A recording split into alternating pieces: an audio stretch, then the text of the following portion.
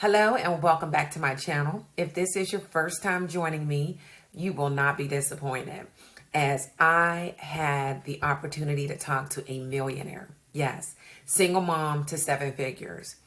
Now, she grew up in Germany and she lost her mom at a tender age of 4, which caused her to have to spend some time in foster care while her father was trying to figure the single parenting life out. She came to the United States in 1994, where her journey to life now began. She acquired several degrees in multiple languages. Yes, as a single mother, she was definitely on a mission. Although she found herself homeless and living in a shelter for about 3 years, during that time, she was working and trying all kinds of network marketing opportunities. She even opened up a call center where she sold 94 applications in a month's time. Yes, you heard me.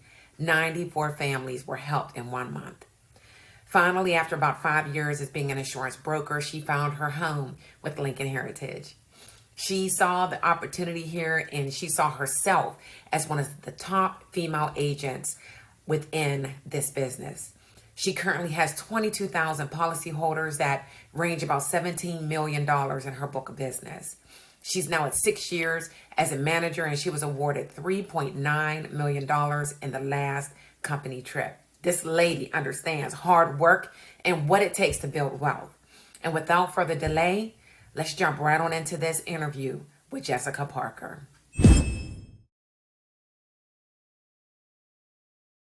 Hello, Miss Jessica Parker. How are you doing this evening?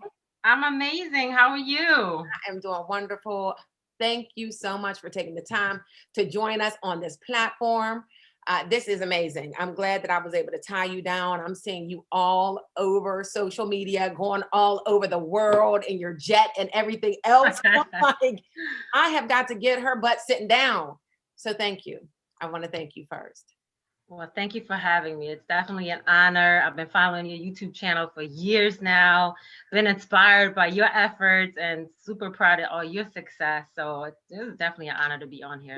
Thank you, man. It's a pleasure. And all of these folk that have been watching for years, I'm sure they're like, wait a minute, another successful female agent. And this is one of the main reasons why I wanted to grab you on this channel. This channel, of course, we've been here for quite some time. Guys, if this is the first time that you are clicking on one of my videos, welcome, right? Feel free to subscribe. Jessica Parker also has a channel that she is building up. We are going to make sure that we have all of her information in the comments down below. So she's going to be talking about how she became a multi-millionaire in the business, final expense. Okay. Yes. With my company. Well, yes. Company, but I claim the company, right? You see her beautiful shirt. She's got it down a little bit, but she is looking for 100 ring earners, meaning people that are going to make 6 figures plus. I'm sure she's going to be talking all about that as well. One, again, the main reasons why I wanted her on here is so many of my followers are females. A lot of them are single mothers. A lot of them are entrepreneurs trying to figure out if they want to come into the insurance industry, but not really sure.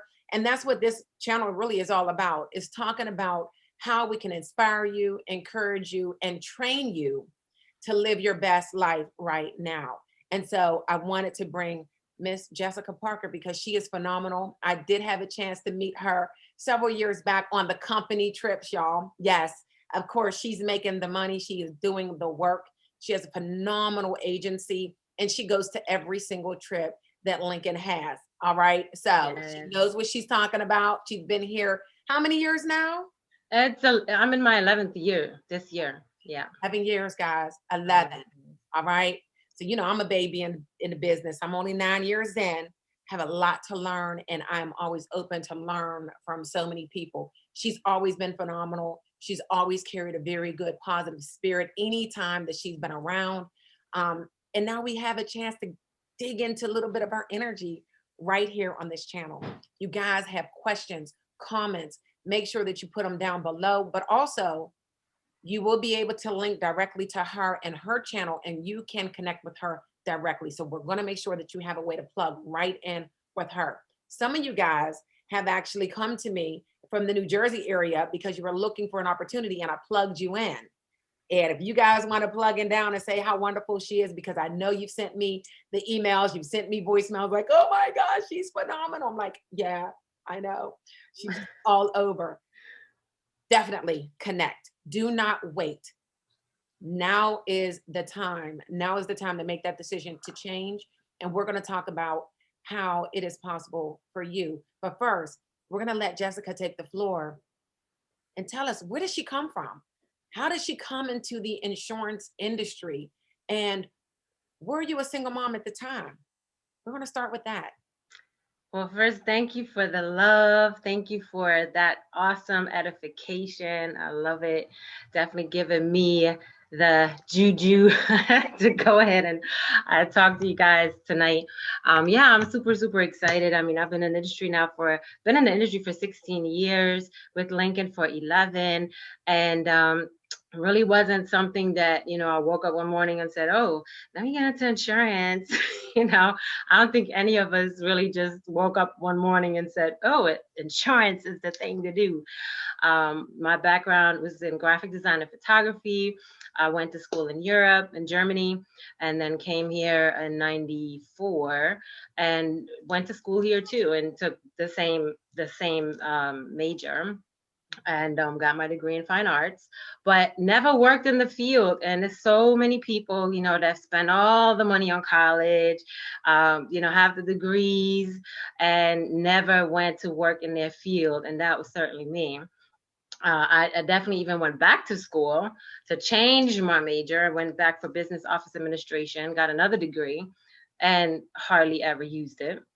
Wow. And, so I'm probably that poster child for, okay, you can go to school and have all the book knowledge and then still start, at the ground floor at any company. They tell you that you're overqualified or that you don't have the work experience. So you're always going to be entry level. And even though I spoke 4 languages and had that, background, 4. Wow. Yes, I speak 4 languages. Well, 3.5. Let's say 3.5. And you would think, that you could land any good job, good paying job, but it would always be entry level for me. So, and that was pretty frustrating. So I always looked for opportunities. I always had that entrepreneurial spirit. I always wanted more. I was never satisfied with just the average. I saw myself living a big life, okay, from early on. And I think it all ties back to how I grew up. I was going to say, because we did talk a few days back, so I do know a little bit, but I'm going to ask the question for the audience. You said you've always had a vision to live a big life, for more. Where did that come from? Was your family rich? Did they have money? Did you have an example to follow? Like, where does that come from? Because I didn't have that. So where did it come from for you? Yes. So my father, he was Cuban. And if you've been paying attention to the news right now, Cuba is on fire. I mean, a lot of stuff happening over there right now, and it's really incredible. I wish he was here to witness that country becoming free. But that's where he's originally from. And, he grew up extremely poor. He lost his parents at a young age. So he was the oldest, providing for his 5 younger siblings. So he was always, the leader in the family. And he went to work to put his siblings through school. So at 8 years old, he was out selling bananas and oranges on the street and cleaning shoes. And, he grew up very poor. And then went to school for theology. He wanted to become a pastor, but he had this beautiful voice. And in Cuba, people sing, my grandfather sang. And so he, had this dream inside of him that he wanted to become a singer, but everybody told him to be a pastor. Wow. And that happens to us. Our parents tell us, you're going to be a doctor, you're going to be a lawyer, you're going to play you're going to play the piano. I'm like, I want to play the saxophone. No, you're going to play the piano. Our parents tell us pretty much what they see us doing. And that happened to him. He kind of fell into that whole church life and becoming this pastor or what have you, but he had this beautiful voice. And so he decided that he wanted to pursue his singing career. And just imagine a black man, dark skinned black man, beautiful, dark skinned black man that decides to become an opera singer out of all things. Okay. Wow. I don't know too many Hispanic, Latin, or men of color that decide to go into singing opera. It just doesn't happen. It doesn't. You don't say it. It's not common. Gospel, anything else but opera. Right. But that's what pulled him out of Cuba. And there's much more to that story. I'm gonna give you the short version. He ended up, by the way of Jamaica, he ended up in the United States and then in Germany, met my mom. And he really pursued his opera career. Somebody who didn't speak the language, he spoke Spanish and English and then learned Italian, German, Portuguese, and French. Smart. Okay. Oh yeah, 6 languages he spoke. And in opera, you have to know the languages because you have to study through all the music and really, not just that, not just study the words and the lyrics, but the music too. So I just remember him every night. He was up till 3, 4, 5 o'clock in the morning, sitting, singing, studying through his music as a little girl. And I would actually listen and learn with him. So a lot of the opera, roles that he played, I actually knew to sing along from it. So I seen his work ethic at a young age. And all the hardships that we went through. My mother passed when I was 4 years old, and just seeing him struggle, and us spending some time at foster for him to get himself back together and really get the career going. We were always living modest, but he became very successful, and then years later was able to purchase big house and get us back and really kind of give us what he always had wanted to give us. And I think that's where it came from, because I always watched him, and for me, he was my biggest inspiration, my hardest critic. I mean, my dad always on top of me. You have to work, you have to study, you have to be successful, you have to know how to cook, clean, take care of the house, be that woman, but also be that be that student and go to school, get your degrees, and have a career. That's strong. I mean, oh yeah. that is an amazing history to be such a young lady and be able to witness that. Like when you're talking, I'm very visual. So I drift off whenever somebody is telling her story. I drift off and I'm like imagining these things. And I'm just like imagining him at all these hours and you being young, watching and just like admiring your father being able to do these things and take care of the household with your mom, that passed on. Like that's hard for Oh any yeah. to deal with, a single parent. Mm-hmm. But then to see him hustle and then to see him succeed.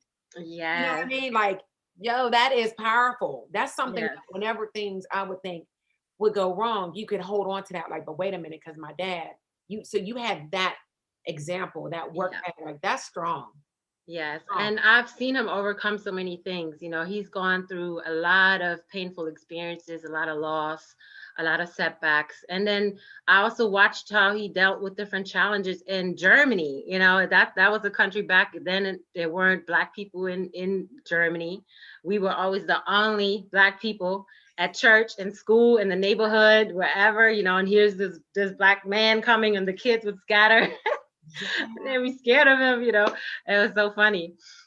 But just seeing how he made it without any excuses, and pulled through, and always said to me, if you want something, you got to go after it. And stop being weak, stop being sorry for yourself, you have to work. And I'm the oldest of 4 girls. So he said after me everybody was supposed to be a boy, but to end up being 4 girls. And he always, he was hard on me. And I always felt like, why he's so hard on me? He's like, you're the oldest. Yeah. You're the oldest. You have to set the example. You have to, they follow what you do. So I have to be harder on you. And, and sometimes that's how it is. The oldest always gets the toughest hand, and then the youngest, they don't worry about them anymore. I was the youngest, and let me tell you, I got the short end of the stick, but that's for another day. So I got to step in on that because I was the baby, but I swear I was the oldest. Good Lord.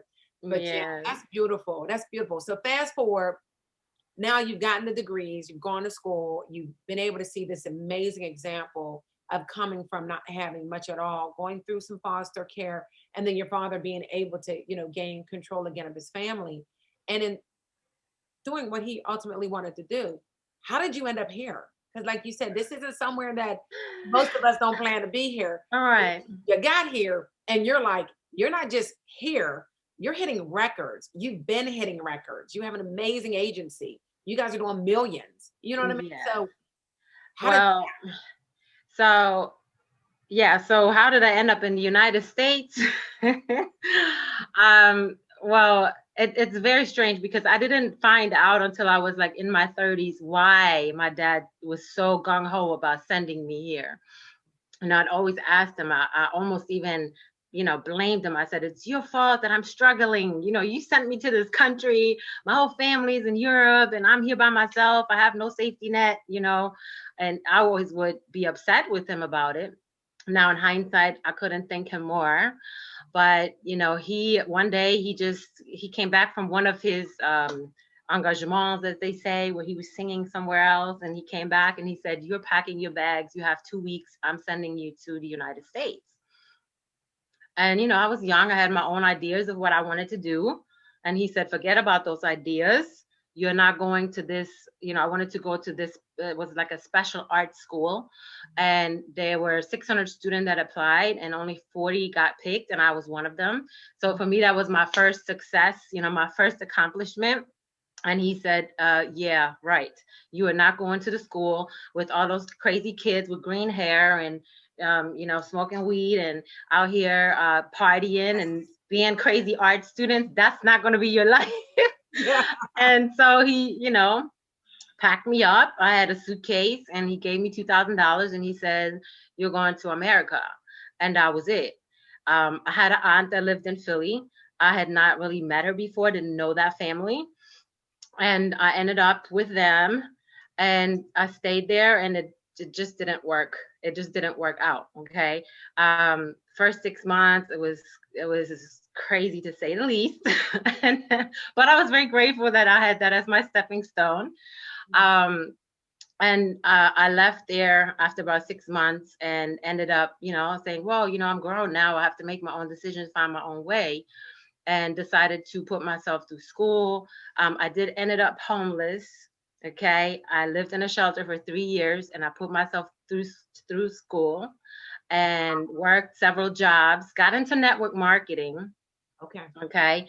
And that was kind of my first exposure to business, learning how to, that whole personal development side of it, really understanding like, wow, you're in the land of opportunity. You can really create anything you want. You can be a millionaire by the time you're 30. I mean, prepaid legal. I'm sure you heard of it. ACN, those are some companies I dealt with, and you have all those visionaries there and they tell you that, oh, you could, be anything. That was the first time that I was exposed to that world, and I believed it. I said, I'm gonna be a millionaire, and everybody around me, they always said, "Oh, she's crazy." Like, yeah, Jessica, she'll be talking about being a millionaire. Yeah, listen to her. You know what I mean? Just buy her stuff. Just buy whatever she's selling. Because tomorrow she could be selling lipsticks, then she's gonna sell perfumes, then she's gonna be selling T-shirts and purses. Like, I always was selling something. But that kind of is what started me out on that entrepreneurial road. Plus living in the circumstances that I was living in, it was very modest. I had a room, there was a cot in that room, there was a sink. It was almost like, I've never been to prison, so I don't know how prison cells look, only from the movies. Okay. Something like that.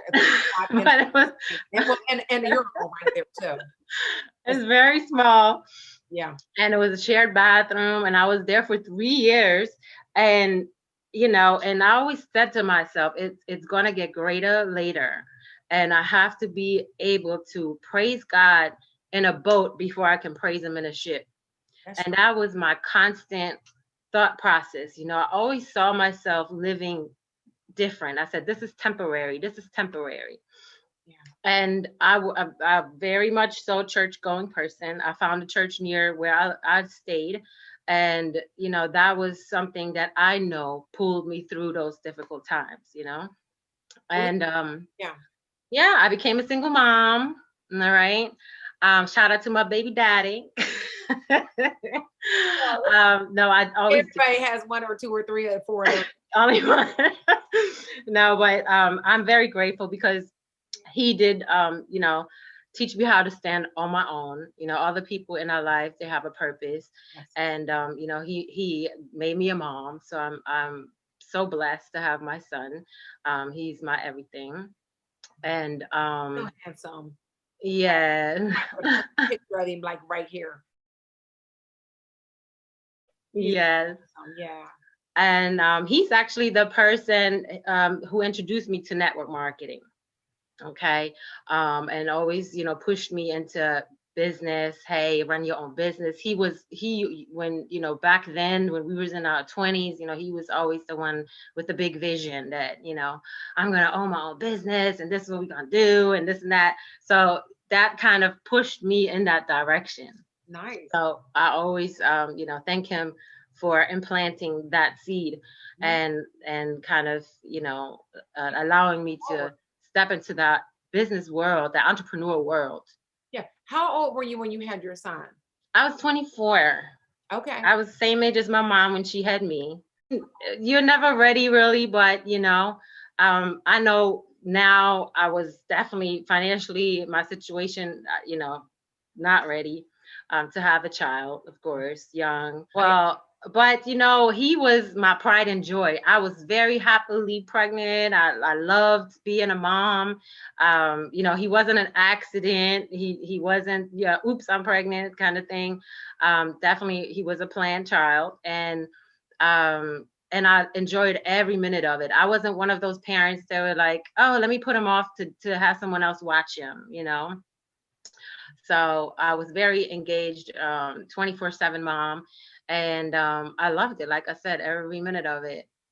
I'm sometimes, saying, hey, you got to go back to being a baby. You're going way too Like, fast. Mom. Here he is telling you, Mom, you need to be in network marketing. Let's go. Oh yes, and that exactly, that became a big why for me. He became one of my biggest motivating factors. When you become a mom and you're not just responsible for yourself anymore, and you got to provide, and you want to create that life for your child, and you want to keep food on the table. You will work. You will do whatever it takes. You will do. And that was me. So when Prince was little, we struggled hard. I was on food stamps. Sometimes I found myself sleeping on, a friend's couch, and I would have no water or, heat in the house. And I would go over my aunt's house for dinner and a shower. And we laugh at it today. Yeah. But those were the and I never forget those situations, because they are really what created that will and that drive and that desire. And I wasn't going to go home. I could have packed up my bags. I could have just packed up my suitcase and called and said, Dad, this is not working. I'm coming home. Yeah. But I was so prideful. I said, no, I am not going to fail. I am not just going to call and say, Dad, I can't do it. I was too proud to ask for money. And I was too proud to even tell him what I was going through. He didn't know that I lived in a shelter for 3 years until maybe like within the last recent years. Okay. Yeah. So he never knew that. And he was actually here when I got evicted out of one of my apartments that I lived in. He didn't know what it meant. He saw notice on my door, and I said, Dad, I have 11 days to come up with $1,000. And he said, oh, good luck. I'm sure you find $1,000. And I said, well, I'm gonna get kicked out of this apartment. And it's almost like it went over his head. Yeah. And I got kicked out of that apartment, and I ended up in at my girlfriend's in her basement on her couch for a couple of months until I could save up some money and start over again. That girlfriend. Thank God for Hmm? that. I said, thank God for that girlfriend in that basement. Oh, yes. And, Yes. and I'm sure there's so many people that are listening to this video right now that are like, oh my God, that is what I'm going through, watching this on my cell phone that barely has a battery while I'm in the dark, wondering what's about to crawl on me. Right? Yes. Like, Yes. and knowing that God has been talking to them, telling them that they are supposed to be doing something else. And is this it? Yeah, Is this it? exactly. So you end up getting into insurance. How was that? Tell me about, I know it's been years, but if you can just like tap back into like your first year. Yeah. So how did I get into insurance? Was applying for jobs. Okay. At the time, I was working at some rinky-dink job that I got through a temp agency. You didn't need a brain to do the work. It was like $10 an hour. I took it because at that point I needed a job. I didn't care. All right. And I was working, it was a data entry job. So you're sitting there all day and you're just putting numbers, and you get a card, you put the numbers, and you get another card and you put and I was like, I'm going crazy. So on my lunch break, I would go and I just apply for jobs. I put out my resume everywhere. And one day I got a call from this company and they said, come in for interview. And it was the Hartford. Okay. And I walked in and I told them, look, I can work. I just don't work on Saturdays. That's my holy day. But if you hire me, I'll start immediately. And they hired me. Got into the sales department, into the Spanish department, and they, started selling Medicare supplements over the telephone in Spanish. Wow. And ended up being one of their top salespeople. And you had our quotas and all this and that. Started out entry level, was like $26,000 or $28,000 Yeah. for the year. Yeah. Mm-hmm. Income. And I said, well, at least I can pay my bills. I'm not going to have to worry about, food stamps or lights going out or any of that. I'm able to create some sort of stability, and I'm going to just do this until I figure things out. Yeah. And so I was there for 5 long years. And one afternoon, one of the coworkers came to me and threw a magazine on my table.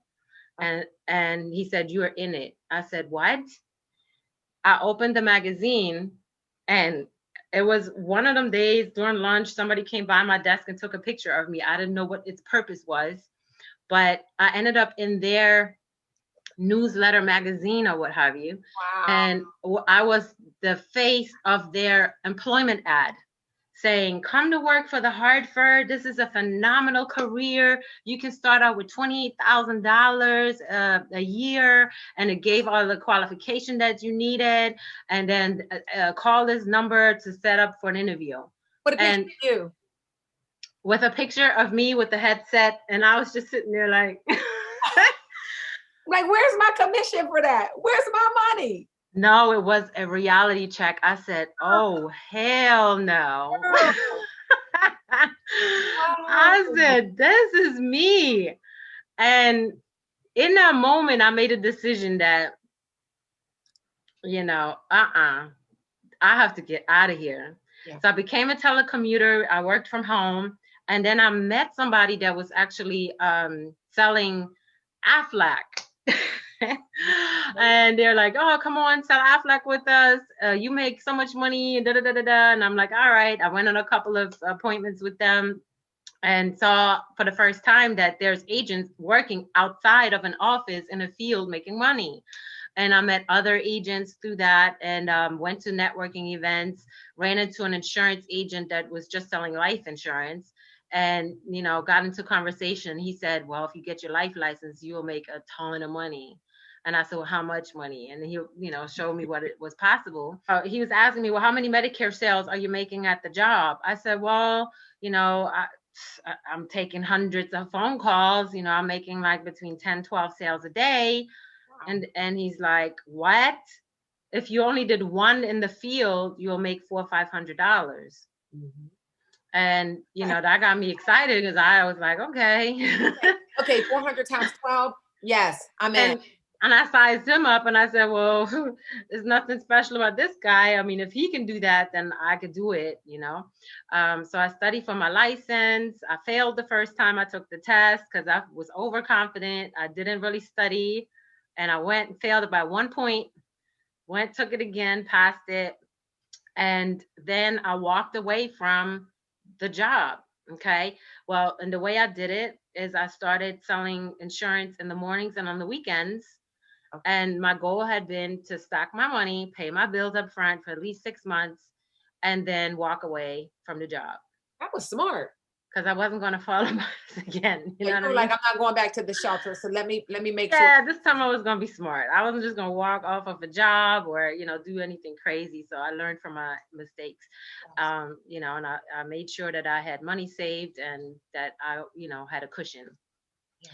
And then in that, I still thinking big. I'm like, yeah, now I got my life license. I know how to make this money. I know how to close. I know how to sell. Let me set up a call center. So I called my dad. I said, Dad, next time you come here, you need to help me. I need to set up shop. I want to, really sell this insurance. And he was like, what? He's like, another thing. Well, to him, he never really understood initially what I was doing. Yeah. But he saw me passionate about it, and he, he said, I'm going to help you. And he had a house in Philly and he didn't know really what to do with it. So I told him, let me use that as an office. So he invested a little bit of money to get the first floor turned into an office, and I rented it from him. I paid him rent. Okay. So, Dad, I'm going to pay you. I'm not just going to be here. I'm going to make sure that, whatever you charge me, I'll pay you. And so I hired appointment setters. Okay. And I think I told you this the other day. I had 4 appointment setters in the morning, 4 appointment setters in the afternoon. They all were from the Philadelphia Inquirer. They had let go a lot of people, and I just caught all of them and took them in. And I was used to phone sales. So it was easy for me to train them. I wrote a script, trained them, gave them calling lists, and they went to work. And so I would run appointments I had appointments in 30-minute increments in whichever zip code. So I could really go from door to door to door to door and knock out a lot of appointments in a short period of time. And that really is what had set me off. I learned how to close. So the person that mentored me into getting my insurance license,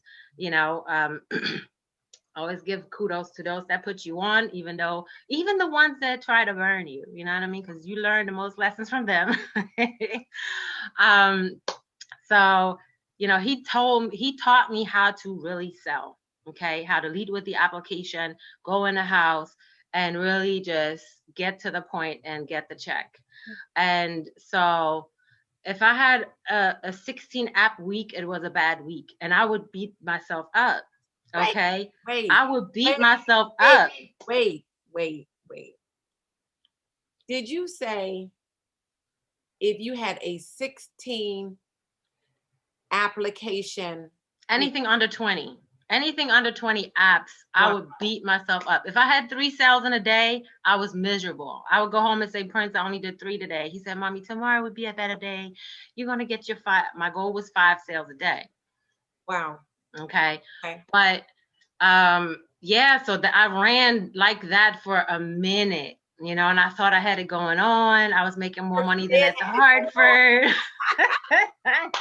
But this industry, I mean, there are so many greedy people. It's cutthroat. Back then, there weren't any women in the business, And so my manager, he was, really excited that he found, somebody that was hungry, ready to work, had the energy. I was making maybe $1,000, $1,500 a week, and I thought I had it going on. Wait a minute, I can't even imagine that. Wait a minute, you did that many apps and only did 1,500? Listen, I was on a contract that was supposed to be the contract, okay? Probably like 110% contract. Yeah, that kind of contract, right? Mm-hmm. Yeah, but no, he actually ended up splitting back 50% of my commissions on top of his override. So he was swimming in money from all my work. And then one day he pulled up in a brand new Beamer, and here I kept complaining about my car, my car in and out of the shop. And here this guy pulls up in a new car. I was like, dang, how is that possible? I'm doing all the footwork. I'm doing all the, I'm putting in all the grind. This guy pulling up in a new car. Something wasn't right. And, started looking into what was going on. And there was some stuff going on. So I had to, of course, call him out. I shut the whole thing down. I changed the locks on the office. I let everybody go and, dropped and stopped because, it was just not a good situation. Right. But a lot learned from that, how not to run an insurance business, how not to treat agents, there's a lot of money to be made in management, but you have to be fair with the people that, commit to you. And I was a good person, I was loyal, I was hardworking, I was a single mom, I needed the money, you know, and So let me pause in here though, because you were a single mom doing all of this activity. Blessing with the appointment setters to be able to bang out those calls and set your week up. But who had your son? Who had Prince?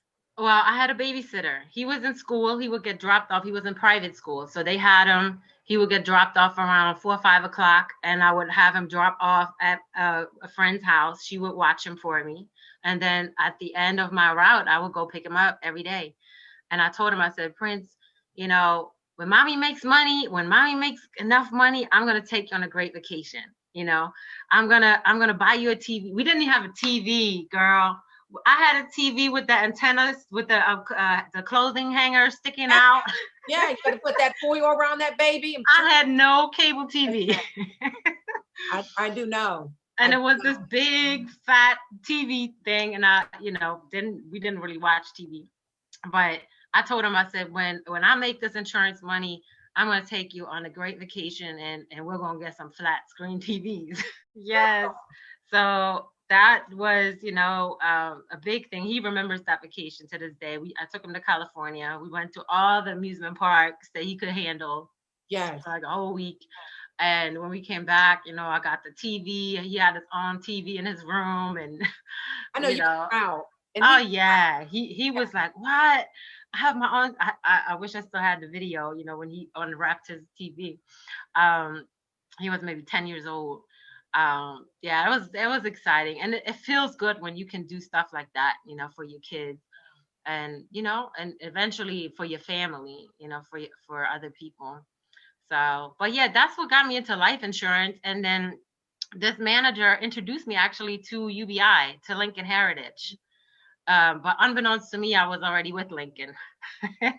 So he sent me to a meeting. Yeah, he sent me to a meeting. I met Ted Wilson Sr., Judy Bradshaw, Dale Hawkins, and he was friends with Dale. So, he was bragging and said, this girl right here, she's killing it. Da, da, da. And he said, well, she needs to come over here. So introduced me to them. And, when I heard about the compensation plan, it was like, wait, this doesn't make sense. Like, right. Mm-hmm. Something isn't right. Like, I'm missing so much money. Like, I must not comprehend it properly. Okay. So I would leave. I would leave the meeting, and just like, I said, no, this is too good to be true. Something isn't right. Mm-hmm. I went back again a second time. And I told you, my son's father at the time worked at New York Life, had a license too. And I took him with me. I said, come look at this, tell me what you see, and we always co-parented really well. So, we had great relationships. So I always bounced things off of him, and he came with me. And he said, no, this is legit. You need to check this out. And I was like, well, I don't get it. I don't understand the money. So Dr. Wilson came, sat down with us. He showed us the money. And I said, I'm doing it. Are you doing it? He was like, nah, it's not for me. I said, all right, fine. I'm going in. I'm doing it. I took his card and didn't touch it for 6 months. It was sitting on my nightstand. And I said to him, a couple of things I have to put in order, because I still, was like kind of tying up my ends with this other situation. And I said, I'm almost through with that. Once I'm through with it, I'll come on board all the way. So fast forward in the summer, I called. He knew who I was. And he said, I've been waiting for your call. I flew to South Carolina and found out I was already with Lincoln. I know you're And like, hold up.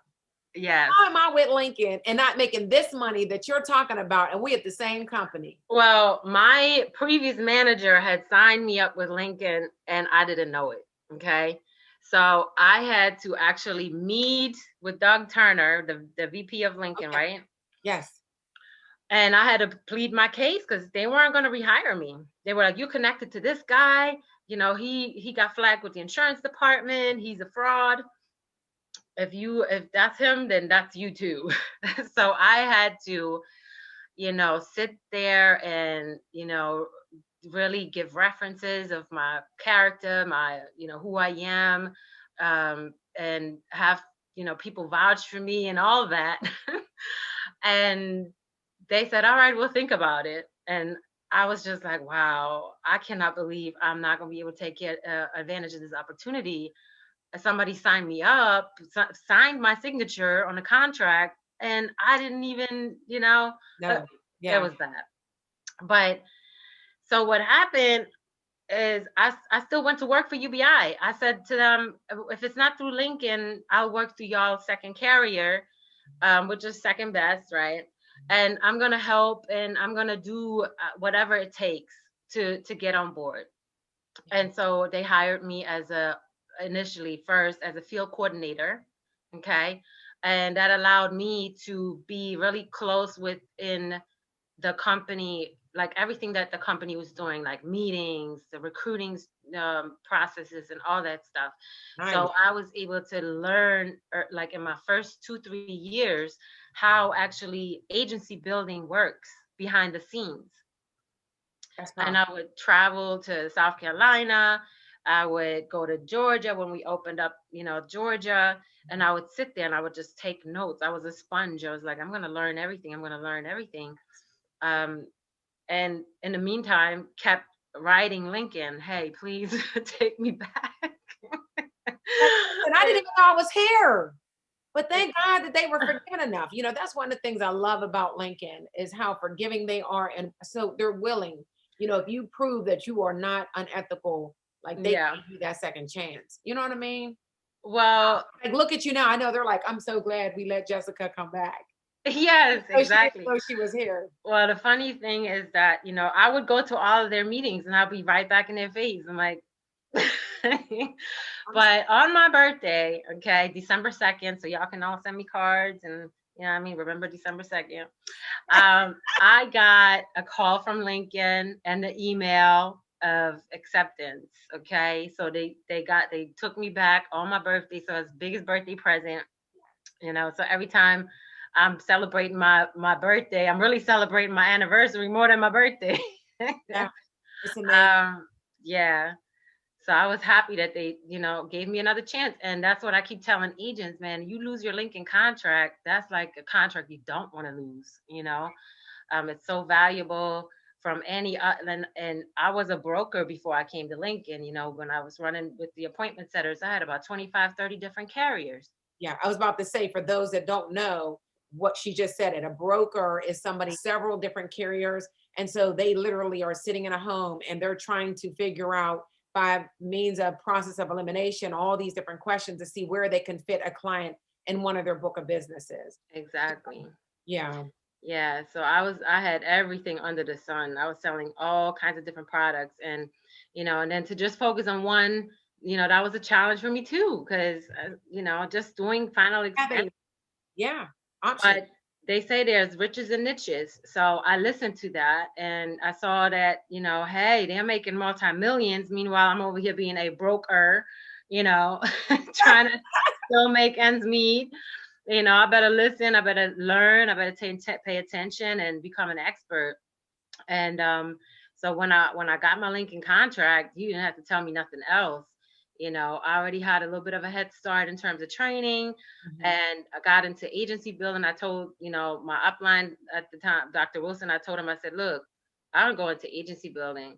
I came from the network marketing background. I could see that I can build team. This is not network marketing here, but Right. has some of the similar, dynamics in terms of Absolutely. recruiting and building and stuff. You knew you And had management capabilities. You knew you were management. exactly. You could attract people. You can train individuals. You knew the business. So yeah, absolutely. Exactly. And I was not a quitter. You know what I mean? I'll go and I will call and I will follow up and until I get you. You know. So my first year with Lincoln, my 6 months in, I got into agency building. Okay. Okay. And I told, them, I said, this is what I want. I want to be an MGA. I'm gonna be at the next convention. And they said, you sure? And almost laughed at me. I said, look, I'm gonna be your youngest female director that makes the most money, and you watch me do it. And he laughed at me. He said, it's gonna be a long time, young lady, before you gonna be able to make millions with this company and You got really to tag Ted Wilson. Hey, start to management. We talk about this a lot. We laugh at it, but he was right, because it's definitely a journey. It's so much to learn about yourself in it. Like I always say, this business is like a personal development package with a compensation plan attached to it, because you do learn so much about yourself in the interim. You get, like, the business will definitely expose a lot of areas in your life that you need to work on. I didn't tell her to say that, y'all. I didn't tell her to say that. The truth all sounds the same. It does. The business will either promote you or expose you. Yes. Time is gonna, do that. Yes. And it never fails. But, if you, follow just those few principles that are, don't get me started on this, but you follow a few principles that are duplicatable, and you stick with it, and you just understand that it starts with you. You have to be your best agent first, and then everything really drives from there. And that's how it went. I mean, I made mistakes as a manager, my first couple of years in, not knowing, certain things. You have to understand all the dynamics of the business, people, different mentalities and attitudes, and different personalities, and then your own personality. You're really a counselor. You're a counselor. When you're a manager, I think in any realm, especially in the insurance business, we are dealing with so many individuals, and then they're dealing with so many people when they're out in the field. And so they're having to deal with all those spirits out there. Then they're coming back to you because they done picked up all these spirits and didn't know how to deal with it. Yeah, that's why I went through coaching. I was like, I need to learn how to deal with some of these people, because yes, it's a lot. So personal development plays a huge role in leadership in this company, because people do drive off of your energy, and the famous saying, the speed of the leader is the speed of the pack. So if you're not on point, your team is not going to be on point. Right. But I'm glad, and I always say this, is that the company pretty much raised me. My associates, my business partners, like all we call them in BUBI as directors, right? They all helped, in the process. So I always say it takes a lot of agents to raise an agent. Yeah. And it's not just you always, you can inspire people, but sometimes they need to hear it from someone else.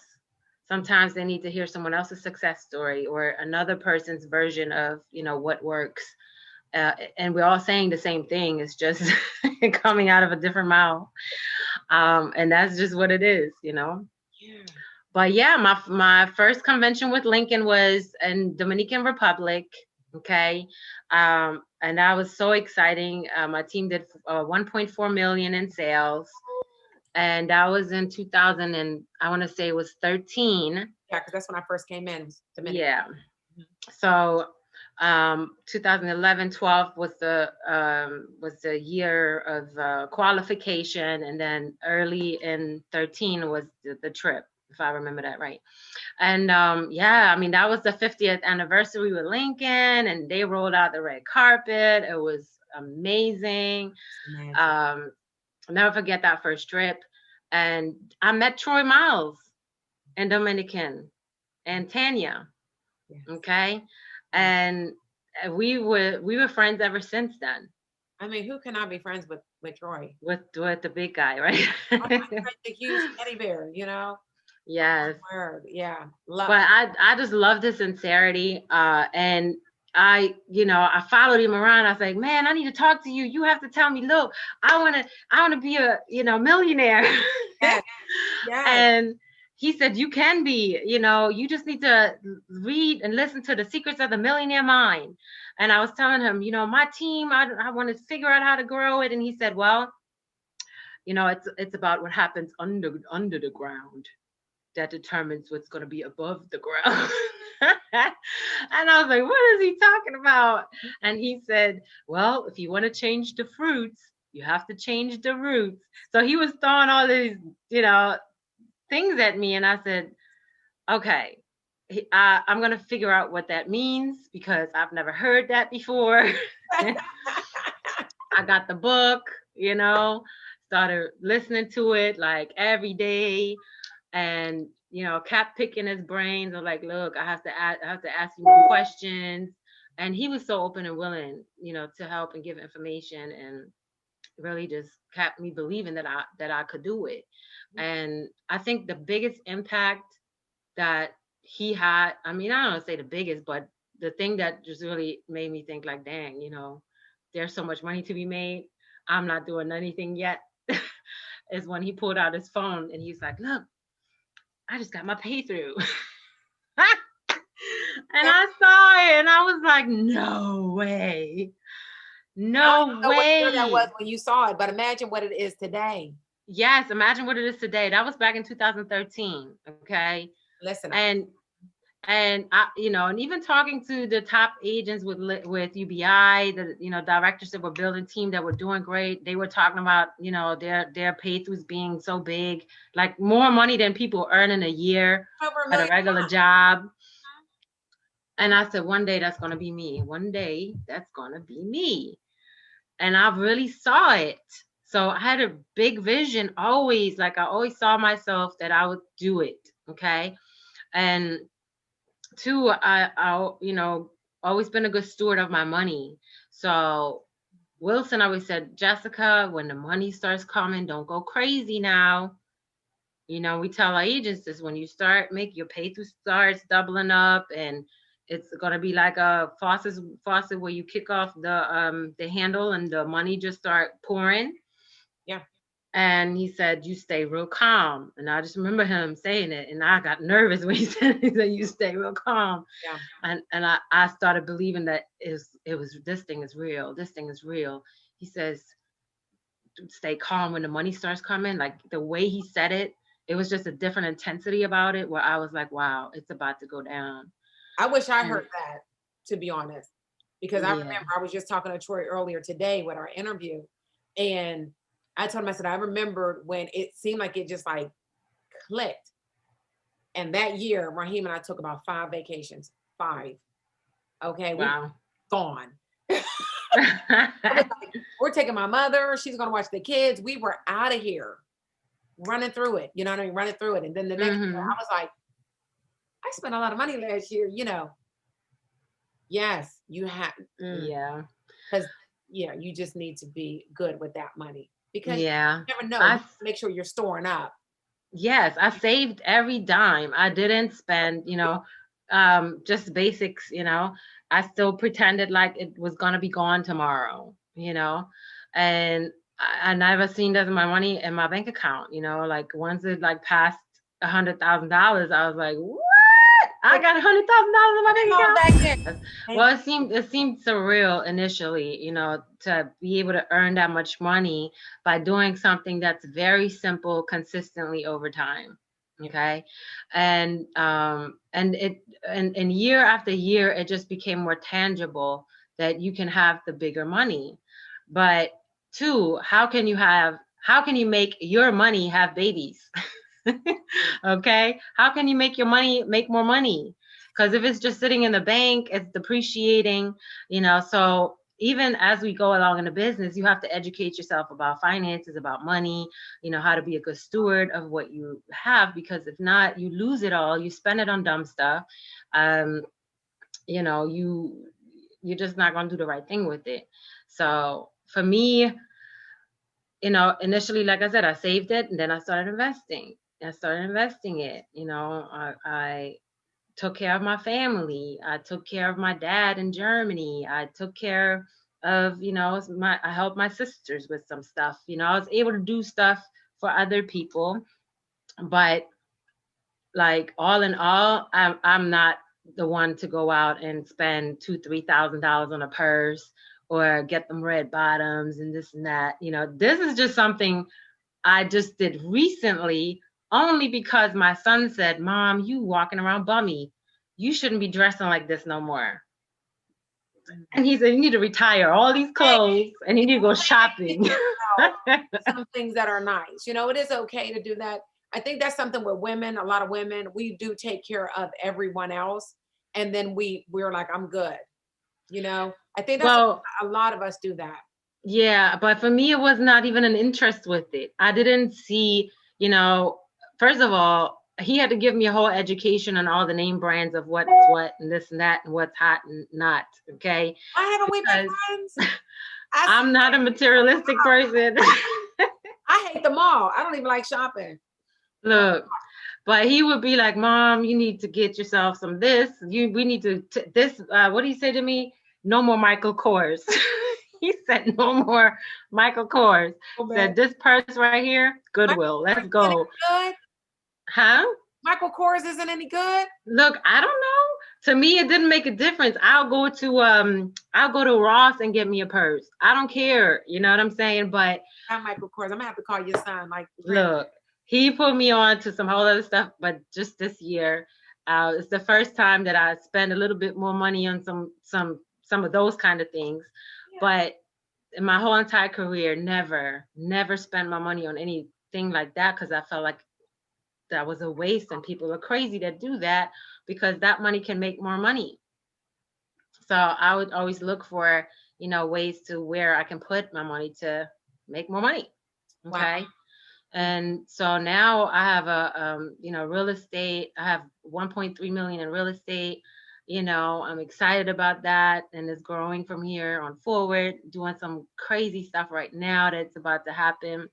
That I'm not even gonna talk about. Tell you, don't tell everybody everything. You gotta let. No, you certainly don't. Yes, you certainly don't. Yes. And but you work on your net worth. You work on your net worth, because that's really what it's all about in the end. Leaving that legacy behind. That legacy, yeah. Mm-hmm. Wow. So I'm like blown away. I didn't know that you came in 6 months. You were like, "Listen, I'm coming in. I want to be a manager. And then went into management. And now it's like, I'm going to build this agency. I see the videos, the different things that are posted. I've seen you on, because I just like to know what's going on. And I'm like, wow. And I love your holiday parties. What I mean? Yes. I'm like, let me check my time here. I swear we're going to need like two more sessions, or 5 or 10. Y'all let me know down below if you want Jessica to come back and join us. I'm sure they're going to say, yeah, you got to like it up. Go to her Instagram page. Again, all of her information is going to be in the comments below. But I see, I feel like I'm spoiled over here with the Miles Group, because the way that we run our agency, and everybody, for the most part, we're connected and we're cool, and we share information. You know what I mean? If somebody does something, or they create a letter, they've gotten it approved, they're like, "Hey, this worked for me. I tried it out the last 2 months." Do you guys do that? Like, is that the type of culture that you've created, that you have? Because you guys seem pretty close knit. Like, I don't have my bracelets on, but I have a million of those beaded bracelets. I love those. I have a lady that makes them for me. Oh my God! She's been sitting here. Look at your baby. Yes. I'm like, dog. So if you see me here, that's what it is. Yes. But yeah, was that always a vision for you too? Did you have that coming in with the Ted Wilson group, or did you create your own? I created my own. So when I came to the UBI family, there weren't a lot of women at the time. Judy Bradshaw was really the only one that was doing it. And big shout out to her, because she inspired me so much. And then, you know, there were others following after her, but she was really the only woman in the room always. And when I started building my group, it was always just a lot of guys. So I would go in and I had to train, and it'd be all these dudes in a room. And here I am in front of the room teaching you about the Facebook and how to fill out an application. And they were like, I still don't know how to do it. Okay, I get it, whatever. But you know, it was when I always saw that I wanted to structure it and have it be in a way that it's easily duplicatable with systems in place that could just really make it easier for me as a manager. And back then we didn't have webinars, we didn't have boot camps, we didn't have any of that, you know. So it was kind of like, you are the boot camp, you are the webinar, you know. So it all came from you. And so I always kind of looked for ways to make it simple. So I created like an agent syllabus that gave me a guide of how to structure my meetings, my trainings, and you know, and I shared that back with UBI, and from there we birthed the webinar, and from there, you know, some other stuff came. But when I had met Troy, you know, he's so inspirational for so many managers. You know, you guys had the green shirt. And I was like, damn, we walking in a room at the event, we all wearing whatever we want, and here's this sea of green that is like, oh. And then there's this crazy man running on stage, like, woo! And we all sat on the chair screaming and whatnot. Mm-hmm. Yes, and I saw, you know, that whole dynamic, and I said, wow, I want that, you know, I want that for my team. And then I was on one of you guys' calls, and he was talking about the psychology behind the shirt. Why you guys wearing the green shirts? And I said, you know what? That's it. I'm gonna do shirts. And at the time, well, you know, I had built my agency up, lost it all. Okay, so I had built it up to 1.4 million, which was about 100,000, maybe 130, 140 a month, and it dropped all the way down to 50,000. So I had lost, you know, people, you know, rebuilt. I rebuilt 3 times, but last time I rebuilt was in 2015. Well, now I'm rebuilding again, but in 2015 was when, you know, I was back to like 50,000 a month with my team. I had not really any good agents. Everybody was scattered.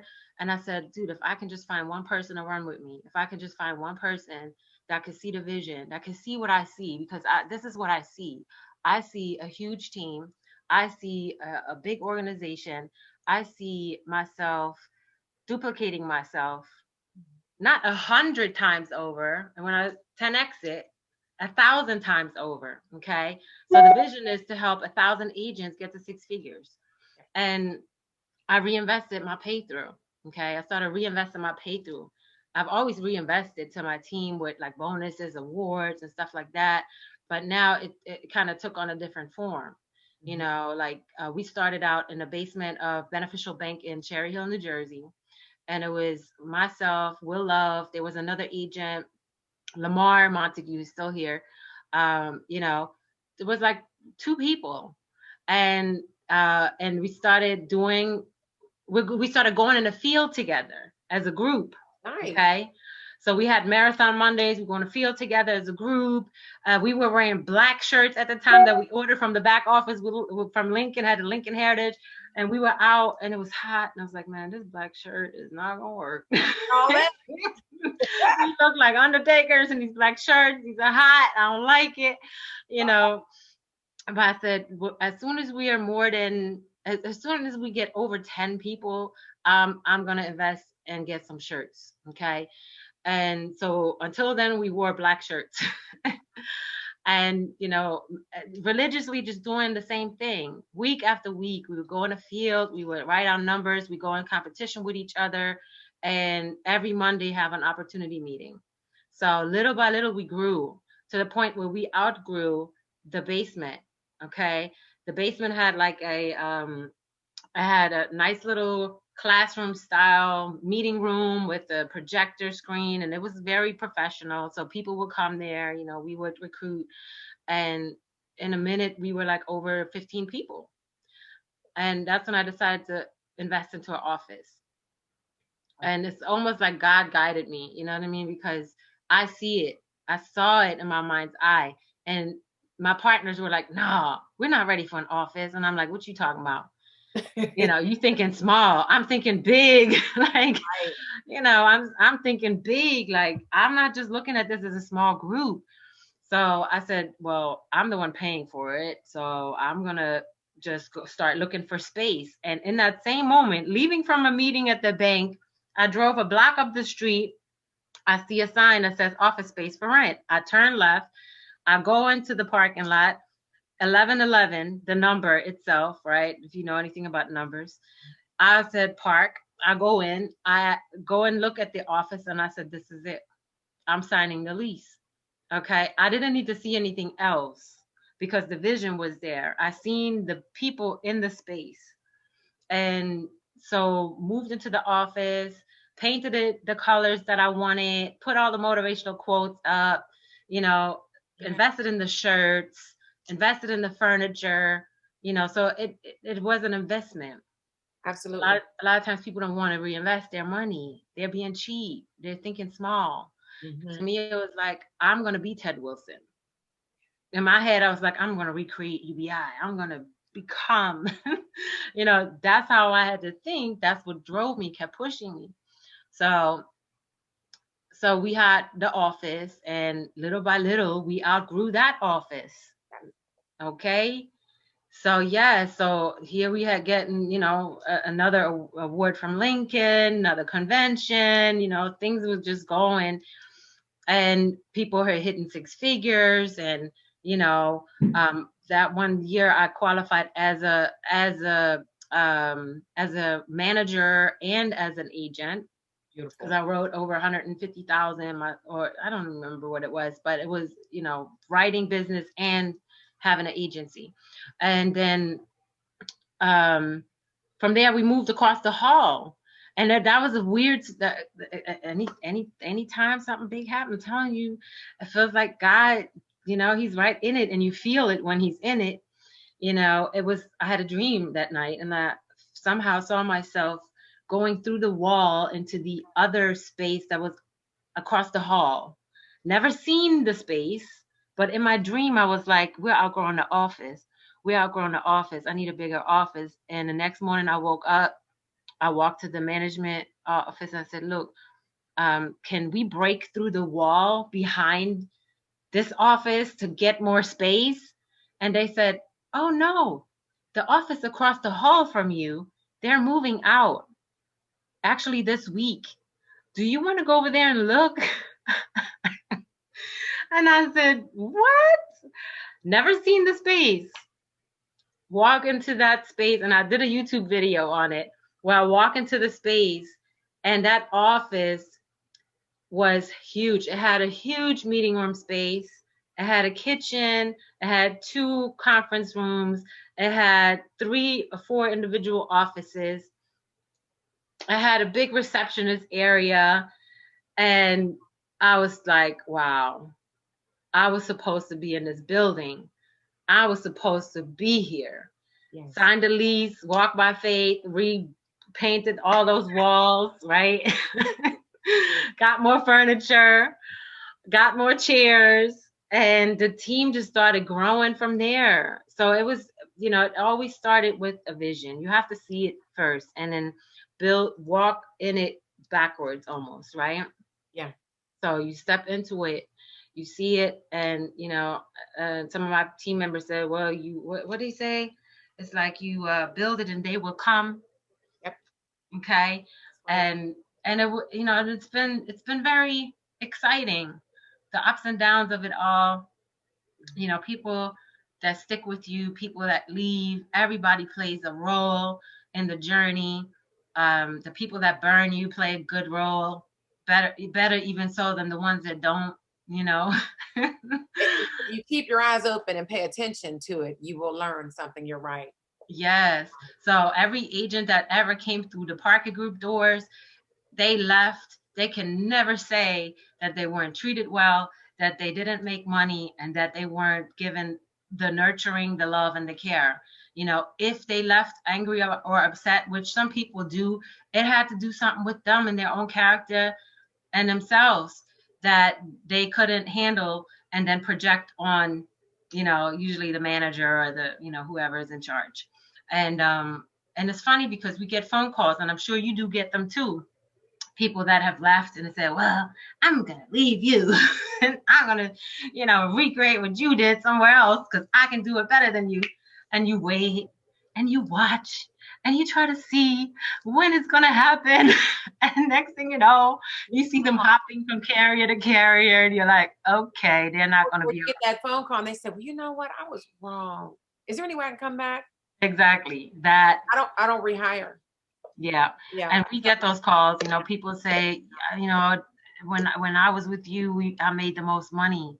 You know, is there any way I can get back? But see, once you burn that bridge, well, it depends how a person leaves. You know, if you leave without integrity, respect, and you burn that bridge in an ugly way, I don't want to work with you again either. Okay. But if you leave in a good way, then there's always still opportunity. At the end of the day, though, you know, it's about business. And I think that a lot of times emotions get in the way, you know, where people get so caught up and they don't know how to separate the two. And that's why I tell my agents, if it's not putting money in your pocket, why are you getting hung up? You know, like your emotions don't get you paid. You know, we can sit down, we can talk about it, let's hash it out. Be a big boy, be a big girl, let's keep it moving. Let's go make this money. But some people get just stuck on the wrong things and they lose their whole opportunity being in their feelings.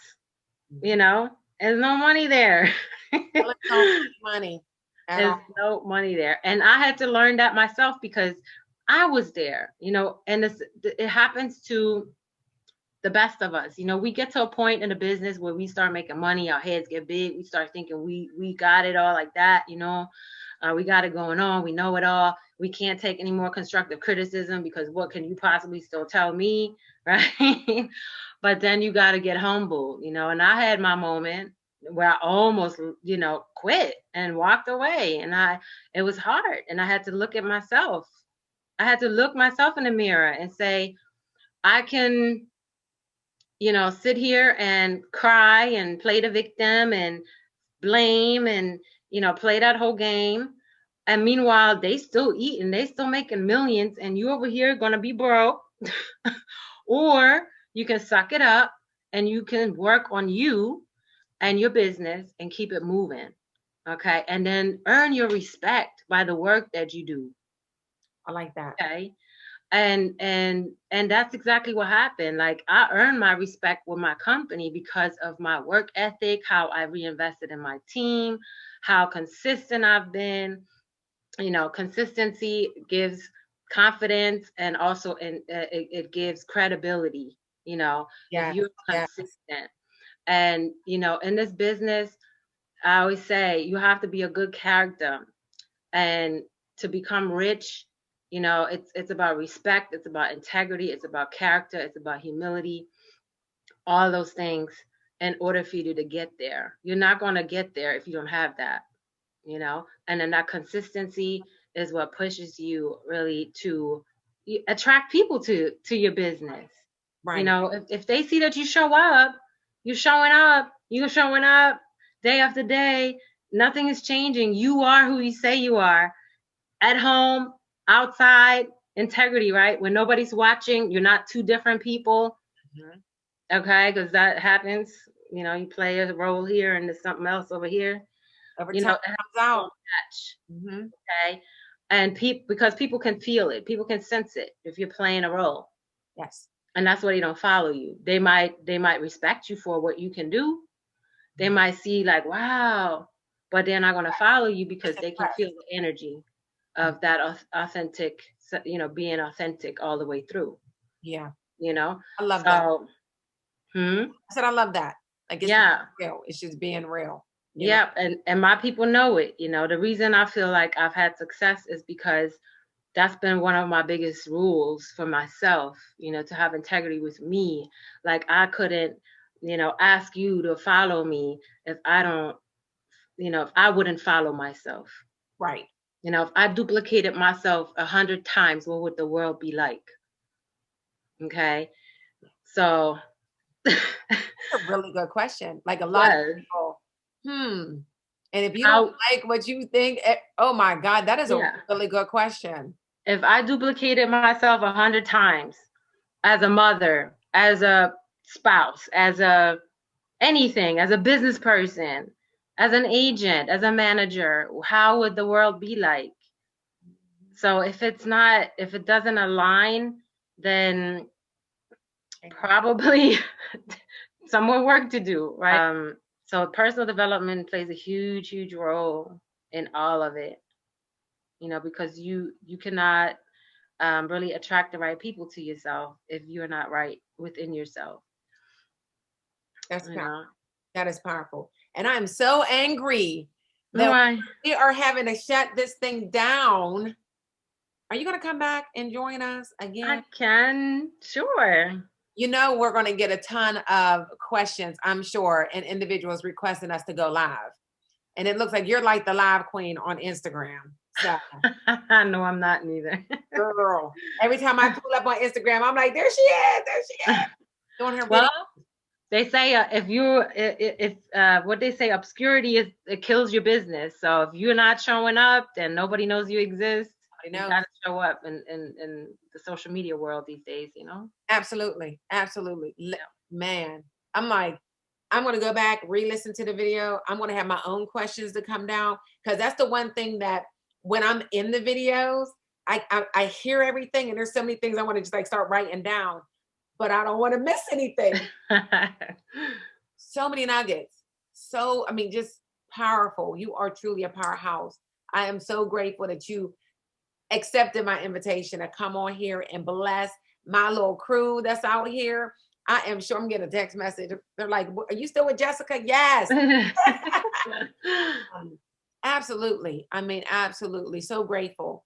And we're going to keep you in prayer to continue with your agency and your teams. And you could get your 100,000 six-figure earners, right? So you can be bigger and better than Ted. 1,000, yeah. But you got to let the things run, because you're doing it. You're doing it. You have the example, you have the integrity, you have the vision. And I love that. I love that you shared, like, I see it. And even though your partners didn't really see it, you were like, listen, y'all better get on board, but God gave you that vision. Well, the right people are going to show up, what I mean? And you just got to believe that. And as you grow and as you morph and evolve, more of the right people are going to show up. You just got to, trust that whole process. Yeah. And I think last year has opened the eyes to a lot of people. Last year, a lot of us hit rock bottom in our personal lives. I know I did with my death of my dad and all this and that, where you get really exposed to yourself. You have to have those moments, because that's where you grow in those painful situations that will help you in leadership. Absolutely. And what I do think that we go through so many things so that we can then help the next person. Exactly. Because that's going to come back up within your agency. Somebody's going to be struggling in that area. Oh, man. All the time. Life happens to all of us. So you know what, God? Now I know why I went through that. Exactly. Now I know why, because now I can help the next person to overcome and still find success. Exactly. If they want to. Girl, thank you. Yeah. Thank you. Any last words you would like to say? I am going to put all your socials down there, but if you want to tell them how they can follow you, if you would like to speak at what states you are hiring in, but I'll put everything in the comments, but feel free to go ahead and close us out. Absolutely. So, thank you so much for having me on here. It was definitely an honor and a pleasure to be on and share a little bit. I hope, I could inspire someone. Now my Instagram handle is @MissParker_TPG. Okay. And that's MS Parker_TPG. Did y'all catch that, men? Oh, okay. Yeah, just put it in the comments or put it down below. Whatever you say, put it down below. On up your DMs. Yes. Also, you can, of course, find me on Facebook under Jessica C. Parker. The YouTube channel is the Parker Group TPG. The website is www.tparkergroup.com. That's where you can find more information. I'm currently looking for full-time career agents or entrepreneurs that really want to own their own business, okay, and they want to throw themselves into it, not people that just want it to be a side hustle. But if you really are looking for, a career and you want to, really be part of that shift in wealth that's happening right now, that we're all witnessing, right? Yes. Something happening in this world, and entrepreneurship is going to be the way of the future. Okay. I'm looking for people in New Jersey, of course. Tons of work in New Jersey is a 2 million a month opportunity there. We're definitely looking for people in Maryland, in Virginia, in did I say DC, South Carolina, North Carolina, Georgia. So all those different states. So if you are in one of those states, reach out to me and I'll be happy to help you and assist you and guide you along the way. Amen. So, Amen. thank you. And again, we'll have everything down below, guys. Like up the video, share this information. It's not only for our single mothers, it's for anybody, again, who is looking for a career, because that is what we're all about, career. Yes. All right, changing lives and building wealth, one agent at a time. Thank you Very guys for good. tuning in, and we will be back. She said it. Peace. Awesome. Thank you. You're welcome.